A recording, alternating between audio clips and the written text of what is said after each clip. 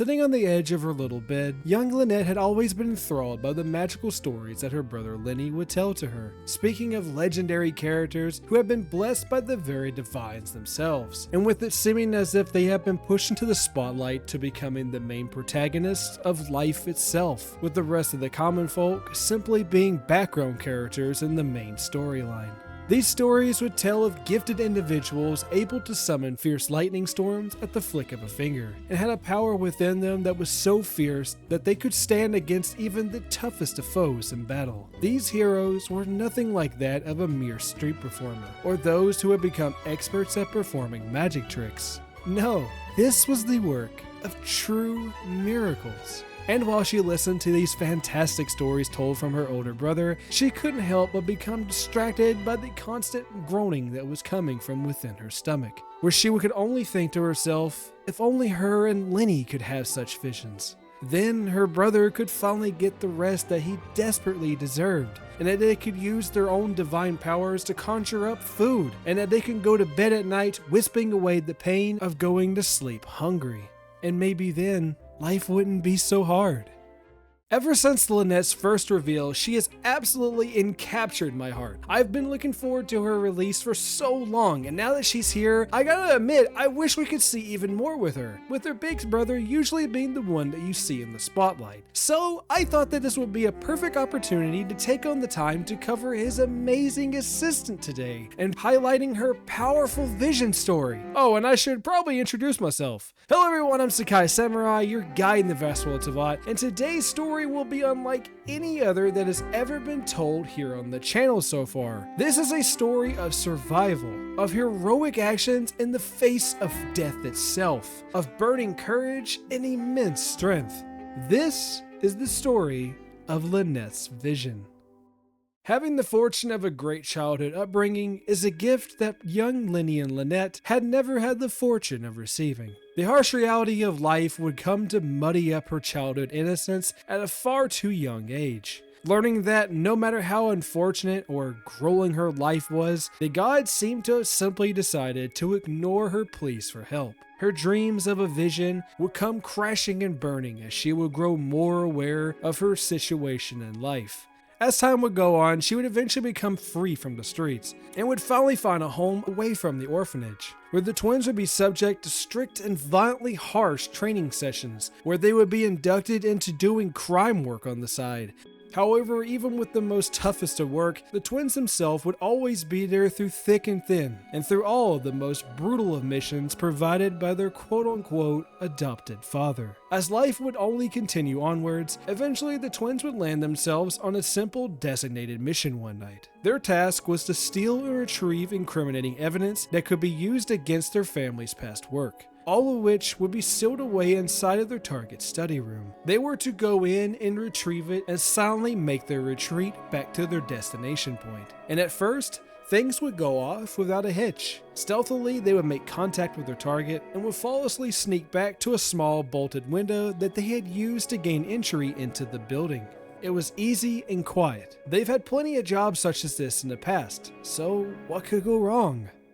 Yet, just as they had begun fidgeting with the screws on the window, they would go on to notice a red flare emanating from the reflection in the window. Turning around, they would find themselves admiring 3 red flares in the sky. These of which were fired off by their own watch team that was keeping a lookout for visitors, sending a frightening message to the siblings that their mission had just become a bust, warning that Maison Gardiennage were on the way. As coincidentally, out of all nights, tonight would be the night that the Maison Gardiennage had also made plans on busting the same exact target that they were after. Lynette's heart would begin pounding violently in her chest, full of fear. Not only because of the chance of being caught, but also that they were dressed in their magician's attire, with the realization setting in that if they were charged, so too would their entire family be put into jeopardy. All because of them. But she had to shake it off. This was no time to dread on consequences. As wrestling voices would only grow louder onto their position, the two would peer out over the large cliff that the mansion was built upon, with the window that they were standing at being at just the perfect spot overseeing the vast roaring river that lied before them. Quickly, with only a swift glance at her brother, she would grab his hand as tight as she could and do the only thing that they knew what to do: jump. As the two would slam into the rushing waves waiting below, Lyney, being the overprotective brother that he is, would position himself to absorb the blow of the impact. Such a move such as this was near suicidal. Yet, here he was, being the big strong brother once again, with his body grossly hitting the water with a violent thwack, all in an effort to save his little sister.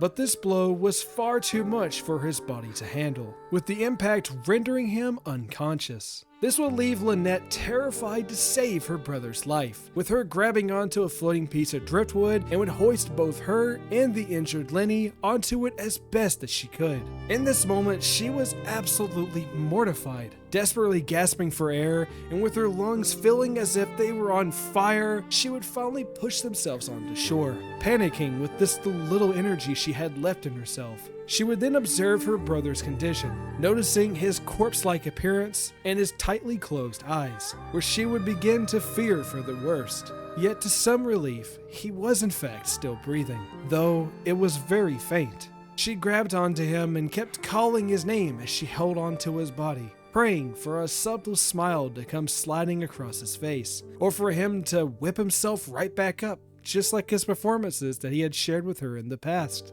Yet this would not come, and here she was, alone, in the dark, with guardsmen possibly pursuing them at this very moment.